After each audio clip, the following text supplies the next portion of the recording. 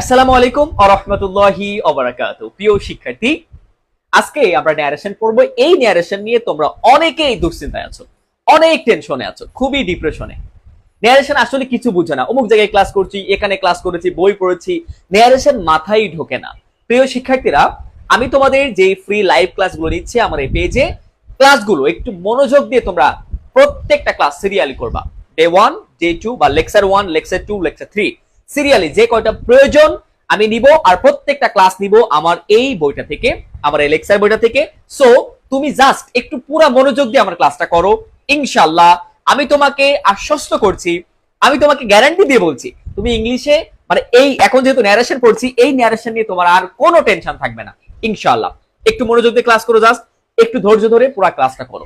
ওকে প্রিয় শিক্ষার্থীরা, তো দেখি আমরা প্রথমে চলে আসি ন্যারেশন। অ্যাকচুয়ালি ন্যারেশনে কি একটু বিস্তারিত আমরা পড়ে নিই। ন্যারেশন টপিকটি ইংলিশ গ্রামারের একটি অন্যতম অংশ, এটা বলা লাগবে না, আমরা সবাই জানি খুবই অন্যতম একটা অংশ। আচ্ছা, ন্যারেশন শব্দের অর্থ উক্তি। উক্তি সাধারণত বক্তার যে কোনো বক্তব্যকে দুই ভাবে উপস্থাপন করা যায়। একটা বক্তব্যকে, একজন বক্তার তার ওই বক্তব্যকে সাধারণত দুই ভাবে উপস্থাপন করা যায়। কয় ভাবে? দুই ভাবে উপস্থাপন করা যায়। একটা হলো প্রত্যক্ষ ভাবে ও পরোক্ষ ভাবে। তাহলে সাধারণত বক্তার যে কোনো বক্তব্যকে দুই ভাবে উপস্থাপন করা যায়, একটা কি প্রত্যক্ষ ভাবে ও পরোক্ষ ভাবে। ক্লিয়ার? তবে যেভাবে বক্তব্য উপস্থাপন করা হোক না কেন, এর জন্য আমাদের প্রয়োজন নির্দিষ্ট কিছু রুল অনুসরণ করা ও স্পিচের বিভিন্ন পার্ট সম্পর্কে সম্যক ধারণা রাখা। এখন কি কি রুল পড়তে হবে, কি কি স্পিচ মানে কি কি স্পিচের বিভিন্ন পার্ট সম্পর্কে সম্যক ধারণা থাকতে হবে, আমি সব স্টেপ বাই স্টেপ তোমাদেরকে বুঝিয়ে দিব। জাস্ট মনোযোগ দিয়ে ক্লাসের মধ্যে থাকো। আচ্ছা, পার্ট সম্পর্কে সম্যক ধারণা রাখা, কারণ প্রত্যক্ষ উক্তিকে পরোক্ষভাবে বর্ণনা করতে প্রয়োজন কিছু গ্রামাটিক্যাল শব্দের সংযোজন ও বিয়োজন। তাই নিম্নোক্ত রুলস গুলো মুখস্থ ছাড়া বুঝে পড়লে ন্যারেশনে এইচএসসি তে 5 আউট অফ 5 এবং একই সাথে ইউনিভার্সিটি অ্যাডমিশন ইংলিশ। যারা তোমরা এইচএসসি তে আছো, অবশ্যই প্রায় প্রত্যেকেরই স্বপ্ন থাকে অ্যাডমিশন টেস্ট দেওয়ার জন্য। সো এইচএসসি এর পাশাপাশি আমরা কিভাবে অ্যাডমিশন টেস্টের জন্য এখন থেকে প্রস্তুতি নিতে পারি, এভাবেই কিন্তু পড়ানো হয়। আমার পেইড ব্যাচও কিন্তু এভাবে পড়ানো হয়, HSC plus pre admission. Clear? তাহলে ইউনিভার্সিটি অ্যাডমিশন ইংলিশে এইচএসসি তে 5 আউট অফ 5 এবং একই সাথে ইউনিভার্সিটি অ্যাডমিশন ইংলিশে 100% ভালো করতে পারবোই ইনশাআল্লাহ। আচ্ছা, এবার চলো আমরা বিস্তারিত আমাদের টপিকের মধ্যে ঢুকে যাই। খেয়াল করি, আমরা সবাই মনোযোগ দাও প্লিজ, একদম পুরো মনোযোগ দিয়ে ক্লাসটা করো।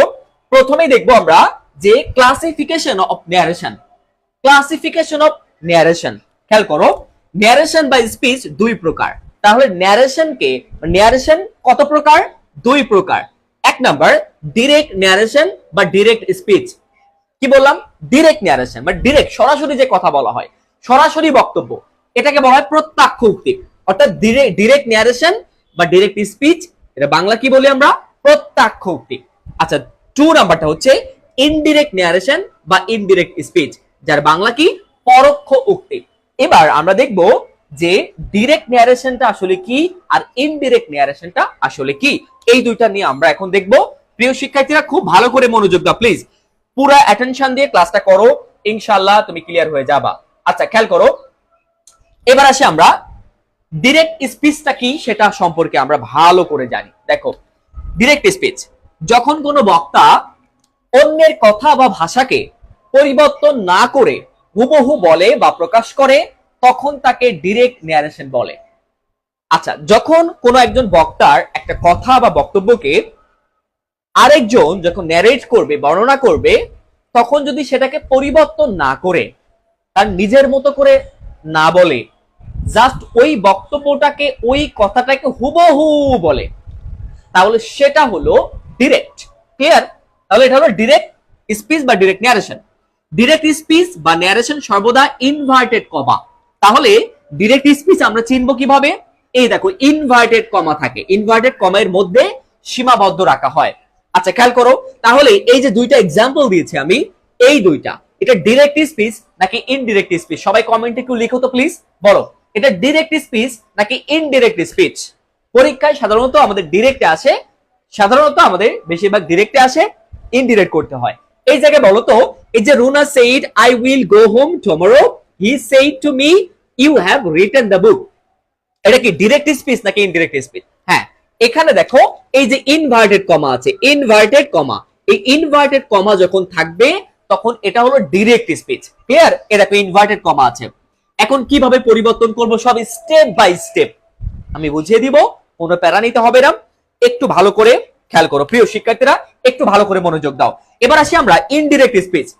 যখন কোনো বক্তা অন্যের ভাষ্যকে, এই যে ওই যে বললাম অন্যের ভাষ্যকে বা অন্যের বক্তব্যকে নিজের মতো করে বলেন, এখন নিজের মতো করে বলবে। আগে ডিরেক্টে কি ছিল বলতো, এই যে যখন কোনো বক্তা অন্যের কথা বা ভাষাকে পরিবর্তন না করে হুবহু বলে, হুবহু করে পরিবর্তন ছিল না। কিন্তু এখানে কি বলছে, যখন কোনো বক্তা অন্যের ভাষ্যকে নিজের মতো করে বলেন, মানে পরিবর্তন করে নিজের মতো করে বলেন, ওকে বলেন, তখন তাকে ইনডিরেক্ট স্পিচ বা ন্যারেশন বলেন। ইনডিরেক্ট স্পিচে ইনভার্টেড কমা ব্যবহৃত হয় না। তাহলে এখান থেকে বেসিক আমরা পার্থক্য বুঝতে পেরেছি। যখন ইনভার্টেড কমা থাকবে তখন সেটা ডিরেক্ট স্পিচে থাকে, আর ইনভার্টেড কমা না থাকলে সেটা হলো ইনডিরেক্ট স্পিচ। ওকে ফাইন, এই পর্যন্ত আমরা সবাই ক্লিয়ার? এই দেখো রোনা সেইড ইনভার্টেড কমা, কমা ছিল inverted comma, I will go home tomorrow, এই কিন্তু এখানে দেখো রোনা সেইড দ্যাট বসেছে। ডিরেক্ট থেকে ইনডিরেক্ট করার জন্য কিছু নিয়ম কারণ পড়তে হবে, সেগুলো আমরা দেখবো। দ্যাট বসেছে, she would go home the next day, full stop. Clear? এখানে দেখো ইনভার্টেড কমা নাই। নিচেটা যেমন he said to me you have written the book, এখানে হি টোল্ড মি দ্যাট যুক্ত হয়েছে, I had written the book, inverted comma নাই। এটা হলো indirect speech. Clear? Direct speech এবং ইনডিরেক্ট স্পিচ আশা করছি প্রত্যেকেই আমরা ক্লিয়ার হয়েছি। আচ্ছা, এই পর্যন্ত সবাই আলহামদুলিল্লাহ সবাই ক্লিয়ার? স্টেপ বাই স্টেপ যাবো আমি স্টেপ বাই স্টেপ যাই, হুট করে একটা প্যাসেজে গেলাম, হুট করে এখানে গেলাম ওখানে গেলাম, এরকম না। আমার এই যে লেকচার বইটি এইভাবে সাজানো আছে, এই যে ক্লাস নিচ্ছি আমার এই বইটা থেকে আমি ক্লাস নিচ্ছি, আমার লেকচার বইটি, অর্থাৎ লেকচার বই বলতে আমি এই বই থেকেই আমি লেকচার দিচ্ছি। সো এই লেকচার বইটি থেকেই তোমাদের পড়ানো হচ্ছে স্টেপ বাই স্টেপ। ক্লিয়ার? আচ্ছা সবাই আলহামদুলিল্লাহ সবাই ক্লিয়ার? সবাই আলহামদুলিল্লাহ ক্লিয়ার হয়েছে আমরা? আমি ধরে ধরে বোঝাচ্ছি, জাস্ট একটু মনোযোগ দিয়ে ক্লাসটা করো প্লিজ। ওকে প্রিয় শিক্ষার্থীরা, ওকে সবাই লিখো আলহামদুলিল্লাহ সবাই ক্লিয়ার? আমরা সবাই লিখো আলহামদুলিল্লাহ সবাই ক্লিয়ার? সবাই ক্লিয়ার? কমেন্টে একটু লিখো। ভাই একটু লিখতেও কি তোমাদের সমস্যা বলো তো? একটা কমেন্ট করতেও কি তোমাদের সমস্যা? শেয়ার তো দূরে থাকে, একটা কমেন্ট করতে কি তোমাদের হাতে ব্যথা করে? ক্লাস করতে আসলে একটু রেসপন্স কেন করো না? রেসপন্স না করলে ক্লাসটা করে লাভটা কি বলো তো? লাইভটা করতেছো কেন? তোমাকে আমি কোশ্চেন করব, উত্তর করবা, এটা তো লাইভে আসা। তো তুমি তো চুপচাপ বসে থাকো, হ্যাঁ মানে কোনো রেসপন্স নাই, চোখ দিয়ে দেখতে আসো, হ্যাঁ হু, মানে কিচ্ছু নাই বলার, তাহলে কি করবো বলো তো? ক্লাস করে একটু রেসপন্স করো। সবাই আলহামদুলিল্লাহ ক্লিয়ার কিনা? Okay clear, fine. এবার আসি আমরা, দেখো different parts of direct speech. এবার একটু আগে দেখলাম আমরা ডিরেক্ট আর ইনডিরেক্টের পার্থক্য, এবার দেখবো যে different parts of direct speech. ওই যে ডিরেক্ট মানে কি, ওই যে ইনভার্টেড কমা থাকে ওইটার এবার পার্থক্য আছে। দেখো ডিরেক্ট স্পিচের প্রধানত দুটি অংশ থাকে। কয়টি অংশ বললাম? দুইটা অংশ থাকে। একটা হলো রিপোর্টিং ভার্ব আর একটা হলো রিপোর্টেড স্পিচ। রিপোর্টিং ভার্ব আর একটা রিপোর্টেড স্পিচ কোন ন্যারেশনে থাকে বলতো? এটা কোন স্পিচে? ডিরেক্ট ন্যারেশন বা ডিরেক্ট স্পিচে থাকে। ক্লিয়ার? ওকে, এবার দেখো রিপোর্টিং ভার্বটা কি? যে ভার্ব দিয়ে বক্তা বক্তব্য শুরু করে তাকে রিপোর্টিং ভার্ব বলা হয়। আচ্ছা, তো এই জায়গায় খেয়াল করো, এই দেখো ইনভার্টেড কমা আছে, তাহলে এটা কি ডিরেক্ট স্পিচ? তাহলে ডিরেক্ট স্পিচ থাকা মানেই এটার অংশ কয়টা বলো তো? এখানে দুইটা অংশ। একটা হলো এই দেখো, এই যে ভার্ব না, সেইড আস্কড, এই যে যেগুলো আমরা ব্যবহার করি, এই যে সেইড, এইটা হলো রিপোর্টিং ভার্ব, এই ভার্বটা রিপোর্ট করে। সো এইটুকু হচ্ছে রিপোর্টিং ভার্ব অংশ। এই ভার্ব থেকে এই সাবজেক্ট বা ভার্ব বা এরপর অবজেক্টও থাকতে পারে, এই যে সাবজেক্ট ভার্ব অবজেক্ট, অর্থাৎ এই ভার্ব যুক্ত এই অংশটুকু এটাকে বলা হয় রিপোর্টিং ভার্ব অংশ। ক্লিয়ার? আর এই দেখো খেয়াল করো, এই যে ইনভার্টেড কমার মধ্যে যে অংশটুকু এটাকে বলা হয় রিপোর্টেড স্পিচ অংশ। রিপোর্টেড স্পিচ অংশ। ক্লিয়ার? আচ্ছা, তাহলে এটুকু reporting verb. Reported speech inverted comma এর মধ্যে যে স্পিচটি থাকে তাকে রিপোর্টেড স্পিচ বলে। অর্থাৎ এখানে দেখো এই অংশটুকু হচ্ছে রিপোর্টিং ভার্ব, আর এই অংশটুকু হচ্ছে রিপোর্টেড স্পিচ অংশ। ক্লিয়ার হয়েছে? আমরা ডিরেক্ট স্পিচে দুইটা অংশ, রিপোর্টিং ভার্ব আর রিপোর্টেড স্পিচ। আশা করি এই দুইটি আমরা প্রপারলি ক্লিয়ার হয়েছি প্রিয় শিক্ষার্থীরা। ওকে, এই পর্যন্ত সবাই আশা করি ক্লিয়ার? সবাই ক্লিয়ার? আমরা দেখো একটু একটু করে ধরে ধরে স্টেপ বাই স্টেপ। এবার দেখো প্রিয় শিক্ষার্থীরা, আমরা এই ন্যারেশন করতে গেলে আমাদের কি কি শিখতে হবে, কি কি জানতে হবে, এই বিষয়টা আগে কনসেপশন ক্লিয়ার রাখতে হবে। এখন আমি এখানে তোমাদের জন্য সাজিয়ে রেখেছি যে আমাদের এই ন্যারেশন করতে গেলে আমাদের কি কি জানতে হবে, কি কি শিখতে হবে, সেগুলো আমি এখানে সিরিয়াল করে দিয়ে রেখেছি যে এইগুলো আমার শিখতে হবে। তাহলে আগে থেকে আমার সেটআপ থাকবে ব্রেইনে যে আমার একটা একটা করে এইগুলো সম্পর্কে আইডিয়া রাখলেই আমি ন্যারেশন সলভ করতে পারবো ইনশাআল্লাহ। খেয়াল করো, ন্যারেশন করতে যা যা জানতে হবে, ডিরেক্ট স্পিচকে ইনডিরেক্ট স্পিচে পরিবর্তন করতে কিছু মৌলিক পরিবর্তন মনে রাখা প্রয়োজন। কি কি পরিবর্তন? সেটা হলো চেঞ্জ অফ পারসন। তাহলে ন্যারেশন করতে গেলে এইগুলো অবশ্যই জানতেই হবে, পারতেই হবে, বুঝতেই হবে। তাহলে প্রথমে কি? Change of person. Person, first person, second person, third person, এটা স্টেপ বাই স্টেপ সব শেখানো হবে ইনশাআল্লাহ। জাস্ট এখানে তালিকা করে দিয়েছি কি কি আমার শিখতে হবে। দেখো, চেঞ্জ অফ পারসন আমাকে শিখতে হবে, চেঞ্জ অফ টেন্স শিখতে হবে, চেঞ্জ অফ রিপোর্টিং ভার্ব, ওই যে রিপোর্টিং ভার্বের ওখানে সেন্টেন্স অনুযায়ী পরিবর্তিত হয়, সো সেটা আমাকে শিখতে হবে। চেঞ্জ অফ মডেল শিখতে হবে, প্রোনাউনের কেসের পরিবর্তন, তারপর change of time and place, ওই যে নাও থাকলে দেন হয়, হিয়ার থাকলে দেয়ার হয়, এই বিষয়গুলা। তারপর কি? ইউজ অফ লিঙ্কার্স অথবা জয়নিং ওয়ার্ডস, ওই যে কমা, ইনভার্টেড কমা উঠে আর সেখানে কি বসে? লিঙ্কার্স বা জয়নিং ওয়ার্ডস বসাতে হয়। কোন সেন্টেন্স অনুযায়ী কখন কি বসবে সেগুলো শিখতে হবে। 5 প্রকার সেন্টেন্স স্ট্রাকচারস এক্সাম্পলস। তাহলে সেন্টেন্স কিন্তু আমাদের বুঝতে হবে এই জায়গাটাতে। সেন্টেন্স খুব ভালো হবে, প্রত্যেকটাই খুব ভালোভাবে বুঝতে হবে। ওকে, সো 5 প্রকার sentence: assertive, interrogative, imperative, objective and exclamatory sentence. এই যে সেন্টেন্সের পার্থক্যগুলো আমাদের বুঝতে হবে। ওকে, তারপর use of some rules for passage narration. Finally আমাদের পরীক্ষায় আসে হচ্ছে প্যাসেজ আকারে। সো ফাইনালি আমাদের এই নিয়মগুলো শেখার পরে লাস্টে আমাদের শিখতে হবে কিছু, যে প্যাসেজ ন্যারেশন করতে গেলে এই নিয়মই তো প্যাসেজের মধ্যে থাকবে, কিন্তু প্যাসেজ করতে গেলে আমাদের আরো কিছু খুঁটিনাটি বিষয় জানতে হবে। সেই বিষয়গুলো আমরা লাস্টে দেখলে ইনশাআল্লাহ তখন কিন্তু আমরা প্যাসেজ ন্যারেশন করতে পারবো ইনশাআল্লাহ। ওকে প্রিয় শিক্ষার্থীরা, এই পর্যন্ত আশা করি সবাই আলহামদুলিল্লাহ আমরা প্রত্যেকে ক্লিয়ার হয়েছি। আচ্ছা, এবার আমাদের দেখতে হবে যে প্রথমেই change of person, change of person, change of person দেখতে হবে। ক্লিয়ার? আমরা দেখবো এখন চেঞ্জ অফ পারসন। আচ্ছা প্রিয় শিক্ষার্থীরা, যারা আমরা ক্লাসে যুক্ত হয়েছি, তোমাদেরকে একটু বলে রাখি, যারা এইচএসসি 24 ব্যাচ আছো, তোমাদের তো পরীক্ষার সময় খুবই কম। তো তোমরা এখনো যারা টেনশনে আছো, এখনো যারা দুশ্চিন্তায় আছো, ডিপ্রেশনে আছো, এখনো কিছু শুরু করো নাই, সিলেবাসের শেষ করতে পারো নাই, শুরুই তো করতে পারো নাই, মাঝামাঝি আছো, ঝুলে আছো, সিলেবাস সম্পূর্ণভাবে কমপ্লিট করতে পারি নাই, কোন জায়গা থেকে কমপ্লিট করব কিছু বুঝতে পারছো না, তোমরা কিন্তু এই যার সময় আছে তোমার, এই সময়টুকুর মধ্যে কিন্তু ইংলিশটা গোছানো একটা প্রস্তুতি নিতে পারবা আমার পেইড ব্যাচে ইনশাআল্লাহ। আমার প্রাইভেট ব্যাচে তোমাকে একদম বেসিক থেকে ধরে ধরে সিলেবাস শেষ করানো হচ্ছে। রানিং ব্যাচ আছে। এইচএসসি 24 যারা আছো তোমাদের বলতেছি। ওকে, এবার 25 যারা আছো, 25 তোমাদের কিন্তু সামনে ইয়ার ফাইনাল পরীক্ষা। সো এই যে সময়টুকু আছে তোমার, আর এইচএসসি এক্সামের মোটামুটি তুমি 1 ইয়ার প্লাস পাচ্ছ, 1 ইয়ারের মতো, 1 বছরের মতো। এই সময়ের মধ্যে খুব ভালো প্রস্তুতি নিতে আমাদের পেইড ব্যাচে কিন্তু এনরোল করতে পারো তুমি। জুন মাস থেকে শুরু হতে যাচ্ছে টার্গেট এ প্লাস। ইংলিশের একদম জিরো লেভেল থেকে, বেসিক লেভেল থেকে তোমার প্রত্যেকটা টপিক ধরে ধরে তোমার সিলেবাস কমপ্লিট করিয়ে দেওয়া হবে ইনশাআল্লাহ আমাদের এই টার্গেট এ প্লাস ব্যাচে।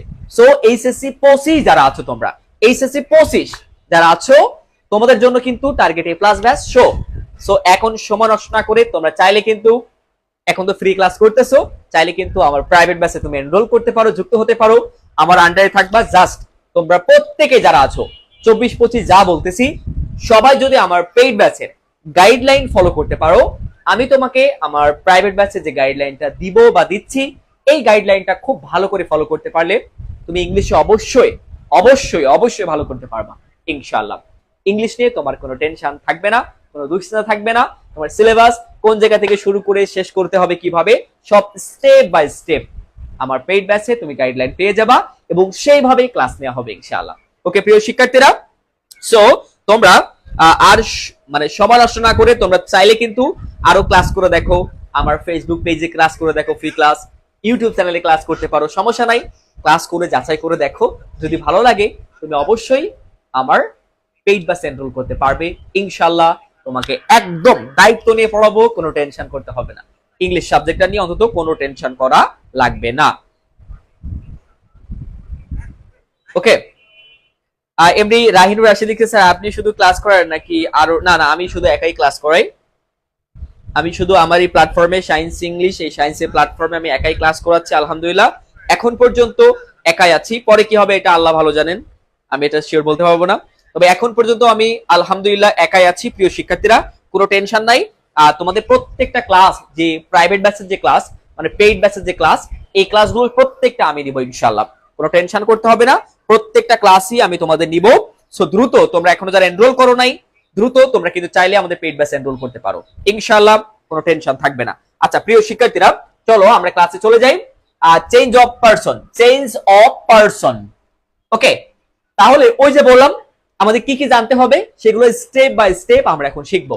দেখো চেঞ্জ অফ পারসনে খেয়াল করো, এক নাম্বারটা। আচ্ছা, রিপোর্টেড স্পিচের ফার্স্ট পারসন কোথায় বলতো? রিপোর্টেড স্পিচ, রিপোর্টেড স্পিচ কোনটা? ওই যে ইনভার্টেড কমার মধ্যে যেটা থাকে, ইনভার্টেড কমার মধ্যে যেটা থাকে সেটাকে বলা হয় reported speech. So reported speech এর ফার্স্ট পারসন, ফার্স্ট পারসন কি? I, me, my. আই হচ্ছে সাবজেক্টিভ, মি হচ্ছে অবজেক্টিভ, মাই হচ্ছে পজেসিভ। এই ফর্মগুলো অবশ্যই জানা দরকার, জানতে হবে। হ্যাঁ, তোমরা ইন্টারে পড়ো এই যে আই, মি, মাই। আই মানে আমি, মি মানে আমাকে, অবজেক্টিভ, মাই মানে আমার, উই হচ্ছে সাবজেক্টিভ, আমরা, উই এর অবজেক্টিভ হচ্ছে আজ মানে আছে মানে আমাদেরকে, আওয়ার মানে হচ্ছে আমাদের, এটা হচ্ছে পজেসিভ। সর্বদা রিপোর্টিং ভার্বের সাবজেক্টের পারসন ও নাম্বার অনুযায়ী পরিবর্তিত হয়। আচ্ছা, এখান থেকে মূল একটা মেসেজ হলো যে এই রিপোর্টেড স্পিচের মধ্যে যে পারসন গুলো আসবে, ওই পারসন গুলো যদি ফার্স্ট পারসন হয়, কি পারসন বললাম? ফার্স্ট পারসন হয়, ফার্স্ট পারসন, তাহলে সেটা পরিবর্তন হবে হচ্ছে এই রিপোর্টিং ভার্ব অংশের এই সাবজেক্ট অনুযায়ী। Subject clear? সো এখানে সাবজেক্ট কোনটা? সি হচ্ছে এখানে সাবজেক্ট, রিপোর্টিং ভার্বের সাবজেক্ট। সো এই সাবজেক্ট অনুযায়ী পরিবর্তিত হবে। এখানে আই এবং মাই দুইটা পারসন আছে, দুইটা পারসন। জাস্ট এখন আমি পড়তেছি পারসনের পরিবর্তন, সো শুধু পারসনের পরিবর্তনটা এখন শিখবো, বাকি অন্য কিছু করতে যাব না। এই যখন অন্য কিছু একবারে সব শিখতে যাই আমরা, তখনই গোলমাল পেকে যায়, এলোমেলো হয়ে যায়। সো আমি তোমাকে যখন যেটা পড়াবো ঠিক ওইটা ব্যবহার শিখবা। এখন শুধু পারসনের নিয়ম শিখতেছি, ক্লিয়ার? অন্য কিছু মাথায় আনবা না প্লিজ, জাস্ট পারসনের ব্যবহারটা দেখো। আই,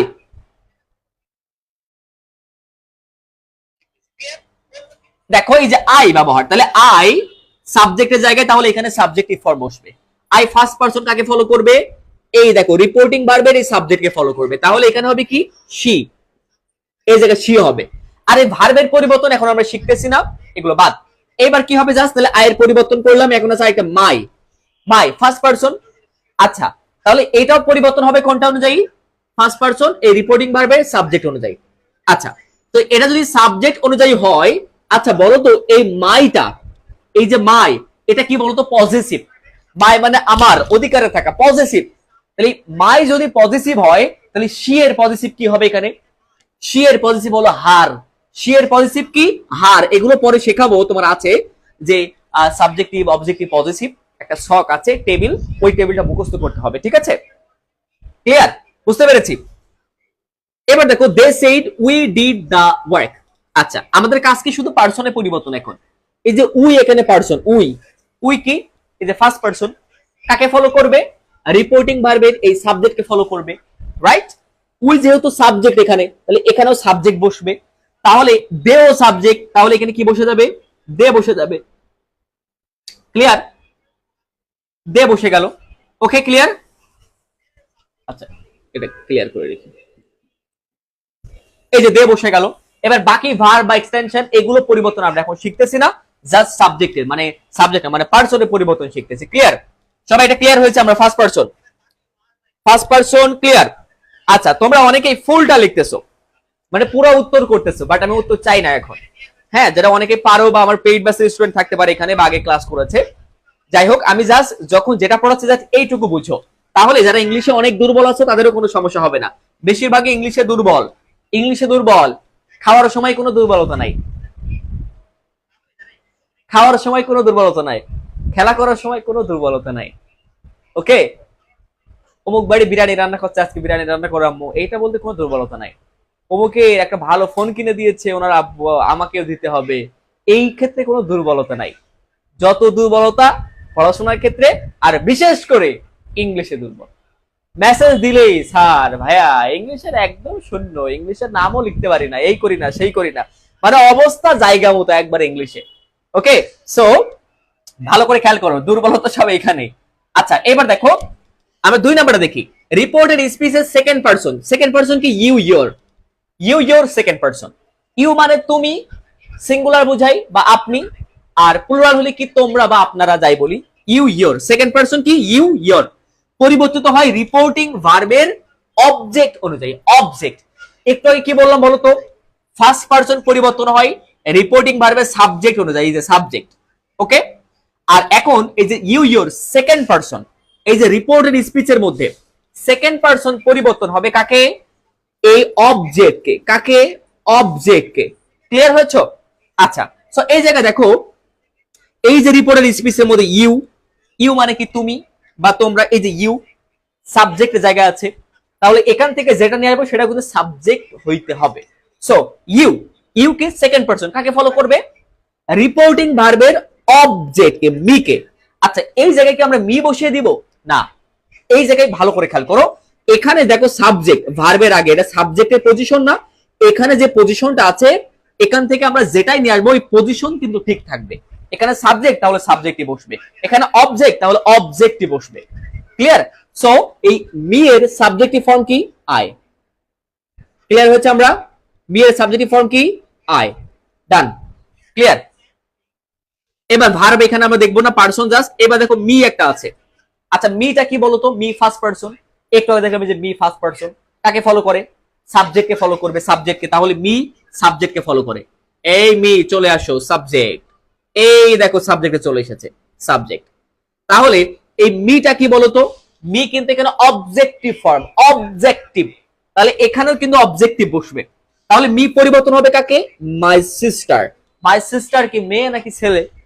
অনেকে আবার হিম বসিয়ে দিবা না, মাই সিস্টার মানে কি আমার বোন, মেয়ে। তাহলে এই যে মাই সিস্টার, মি যেহেতু অবজেক্টিভ, মাই সিস্টারের অবজেক্টিভ কি হবে, মাই সিস্টার যেহেতু মেয়ে তো অবজেক্টিভ হবে হার, ছেলে হলে হিম। ক্লিয়ার সবাই? এই যে your father, your father, your, your, your second person কি হবে, হার, হার। তাহলে এখানে হবে ইয়োর ফাদার, এখানে বসবে হার ফাদার, এই যে her father. Clear? Her father, done. Her father was arrest man. Okay, so বাকিগুলো কিন্তু আমরা এখন শিখতেছি না, শুধু পার্সনের পরিবর্তন শিখছি। আশা করি সবাই ক্লিয়ার? ওকে, মাশাআল্লাহ। দেখছো স্টেপ বাই স্টেপ, এই যে এক ক্লাসে ন্যারেশন, ভাই এক ক্লাসে ন্যারেশন, 10 মিনিটে ন্যারেশন, 5 মিনিটে ন্যারেশন, এত সহজে মানে ভুং ভাং বুঝিয়ে হবে তোমরা কখনো? আচ্ছা, তোমরা অনেস্টলি বলবা, এটা অনেক প্ল্যাটফর্মে কিন্তু এরকম ক্লাস হয়, মানে অনেক জায়গায় হয় যে এক ক্লাসে ন্যারেশন শেষ হয়ে যায়, 40 মিনিটে ন্যারেশন শেষ, ওকে, 50 মিনিটে ন্যারেশন শেষ, 30 মিনিটে ন্যারেশন শেষ। আগুন ক্লাস, পানি পানি ক্লাস, এক ক্লাসে শেষ। আসলে এক ক্লাসে ওই যে বেশি লোড দিতে যেই সব এলোমেলো হয়ে যায়। প্রথম থেকে শিখি, মাঝখানে এসে ঝাপসা ঝাপসা হয়ে যায়, লাস্টের দিকে যে একবারে ফাঁকা হয়ে যায়। সো যদি স্টেপ বাই স্টেপ শেখা যায়, সময় নিয়ে শিখতে হবে, বেসিক থেকে ধরে ধরে শিখতে হবে। এক ক্লাসে সব এলোমেলো করা যাবে না, একদিনে সব শেষ করলে সব কি হয়ে যাবে, এলোমেলো হয়ে যাবে। বুঝতে পারছো কি বললাম? আমি যেটা বলতেছি আশা করি তোমরাও এটার সাথে কি একমত কিনা একটু আমাকে বলবা। আমি যেটা বললাম এটার সাথে তোমরা একমত কিনা, যে এক ক্লাসে আসলে তাড়াহুড়া করে এক ক্লাসে সবকিছু শেখা যায় না। কিছু কিছু টপিক শেখা যায়, আবার কিছু কিছু টপিক কিন্তু এক ক্লাসে সবকিছু শেখা যায় না। যেমন ন্যারেশন, ওকে, এগুলো কিন্তু খুব সময় লাগে। অনেকে টেন্স পড়িয়ে ফেলে, 20 মিনিটে টেন্স একবারে টানা মুখস্থ, 12 মিনিটে 12টি টেন্স মুখস্থ করে ফেলো। এই সবগুলো 20 মিনিটে টেন্স মুখস্থ, আসলে এগুলো কি জাস্ট মানে কি বলা যায় আই ক্যাচি, মানে ব্রেনটাকে আমাদের টানে, বাট এইভাবে কিন্তু আসলেই প্রকৃতপক্ষে এই যে, আর আমরা এইদিকে একটু ছুটাছুটি বেশি করি, আমরা এইদিকে একটু দৌড়াদৌড়ি বেশি করি। আরে শর্টকাট, মাত্র 5টা রুলে ন্যারেশন শেষ, মাত্র 3টা রুলে মডিফায়ার শেষ, মাত্র 5টা রুলে রাইট ফর্ম ভার্ব শেষ, মাত্র 4টা রুলে এই শেষ ওই শেষ। ভাই এই যে শর্টকাট করতে করতে শর্টকাট হয়ে যাচ্ছে ব্রেন। আসলে শর্টকাটটা কি বলতো, একটু ডিপলে যদি তুমি শিখো, লস আছে তোমার কোনো? এই যে ভেঙে ভেঙে না বুঝিয়ে আমি যদি এখন বলি যে ঠিক আছে এই কয় মিনিটে আমার শেষ হয়ে যাবে, শেষ তো করা যাবে, ইচ্ছা করলে করতে পারবো, কিন্তু তোমাকে শেখানোর জন্য একটু ডিপলি শিখো, আস্তে আস্তে ধীরে ধীরে শিখো, স্টেপ বাই স্টেপ, এটা তোমার কাজে লাগবে ইনশাআল্লাহ। প্রিয় শিক্ষার্থীরা, ওকে, সো তোমরা অধিকাংশই কিন্তু ইংলিশে দুর্বল। হ্যাঁ, অল্প সময়ে হবে, যারা যারা ইংলিশে ভালো পারে, যারা ইংলিশে এক্সপার্ট, মোটামুটি ইংলিশে বেসিক ভালো আছে, তাদের জন্য ওগুলো কাজে আসবে। কিন্তু আমার এই যে সকল শিক্ষার্থীরা আছো, বেশিরভাগই কিন্তু ইংলিশে সমস্যা, ইংলিশে জিরো থেকে শুরু করা। সো এইগুলা করে কি হয়, লাস্টে ফলাফল কি খুব একটা ভালো হয় না। সো প্রিয় শিক্ষার্থীরা, একটু যাচাই বাছাই করে তুমি দেখবা যে কোন জায়গায় তুমি ভালো বুঝতেছো কি না। যেখানে মন চাই তোমার, আমার এখানে কি অন্য জায়গায় কি সেটা বিষয় না, তোমার কোথায় ইমপ্রুভমেন্ট আসতেছে, যদি কিছু টাকা কম বেশ এটা কোনো ফ্যাক্ট না, তুমি অ্যাকচুয়ালি আলটিমেটলি শিখতে পারছো কিনা এটা হলো ফ্যাক্ট। ক্লিয়ার? টাকা কম বেশ এটা কখনো করতে চাইবা না। এক ক্লাসে কেমনে শেষ হবে, ওই যে হয় আর কি, আমার এখানে না, আমার এখানে আমি এক ক্লাসে শেষ সব বলি না। ওকে, আমি চাই একটু ডিপলি আলোচনা করার জন্য তোমাদের। ওকে, তো যাই হোক, যেটা বলছিলাম, অনেকেই তোমরা ইয়েস স্যার, জি স্যার, একমত, অনেকে বলতেছো, যাক আলহামদুলিল্লাহ। সো ক্লিয়ার হয়েছে সেকেন্ড পারসন। আচ্ছা প্রিয় শিক্ষার্থীরা, একটু বললাম আর কি, এটা আমি মানে কাউকে ইন্ডিকেট করে এটা না, অনেক সময় সামনে থাম্বনেইলটাই দেখি, এই জন্য আর কি বললাম। তো প্রিয় শিক্ষার্থীরা, আচ্ছা খেয়াল করো, এখন দেখি আমরা 3 নাম্বারটা দেখো। রিপোর্টেড স্পিচ যদি থার্ড পারসন হয়, থার্ড পারসন কি, ওই যে ফার্স্ট পারসন আর সেকেন্ড পারসন বাদে যত পারসন আছে সব থার্ড পারসন। তাহলে রিপোর্টেড স্পিচে থার্ড পারসন যেমন হি, হিম, হি হচ্ছে subjective, him objective, his possessive. Okay, she subjective, her possessive, আবার হার অবজেক্টিভ, দে সাবজেক্টিভ, দেম অবজেক্টিভ, দে আর পজেসিভ। এই যে থার্ড পারসন, থার্ড পারসন হইলে কোনো পরিবর্তন নাই, একদম সহজ, যা থাকবে পারসন ওই পারসনটা বসে যাবে ডিরেক্ট থেকে ইনডিরেক্ট করার জন্য।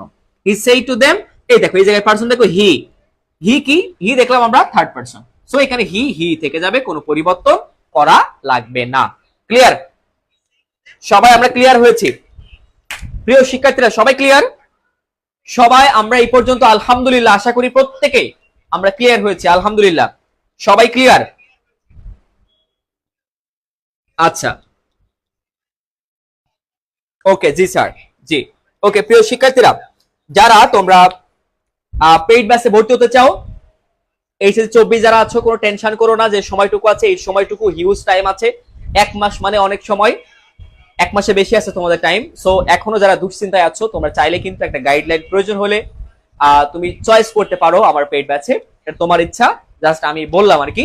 আর যারা 25 ব্যাচ আছো, তোমাদের জন্য টার্গেট এ প্লাস ব্যাচ শুরু হতে যাচ্ছে জুন মাস থেকে, একদম নতুন ব্যাচ, একদম শুরু থেকে, শূন্য থেকে, একদম বেসিক থেকে তোমাকে ধরে ধরে প্রত্যেকটা টপিক তোমাকে ধরে ধরে গুছিয়ে দেওয়া হবে, সিলেবাস কমপ্লিট করে দেওয়া হবে ইনশাআল্লাহ। প্রিয় শিক্ষার্থীরা, আমাদের এই ব্যাচটাতে English second paper, first paper সবই পড়ানো হবে। সো তোমরা সময় নষ্ট না করে দ্রুত, এখন কিন্তু ডিসকাউন্ট অফার আছে হিউজ, মানে বিশাল পরিমাণে একটা ডিসকাউন্ট অফার আছে। সো এই অফারটি তোমরা দ্রুত নিয়ে নাও, আমাদের পেজের ইনবক্সে মেসেজ করবে, আর যারা ইউটিউব চ্যানেল থেকে দেখবা পরে রেকর্ডেড, তোমরা অবশ্যই আমাদের হোয়াটসঅ্যাপে মেসেজ দেবে, স্ক্রিনে দেওয়া হোয়াটসঅ্যাপ নাম্বার, অথবা কল সেন্টারে কল করবে।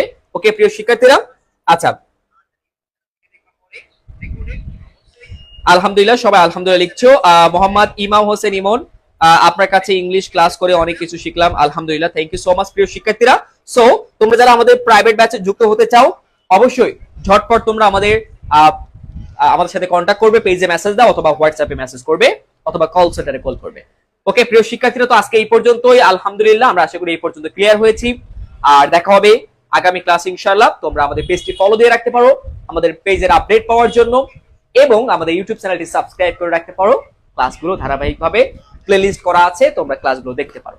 ওকে প্রিয় শিক্ষার্থীরা, তো আজকে এই পর্যন্ত, সবাই ভালো থাকো, সুস্থ থাকো, দেখা হবে আগামী ক্লাস ইনশাআল্লাহ। আল্লাহ হাফেজ।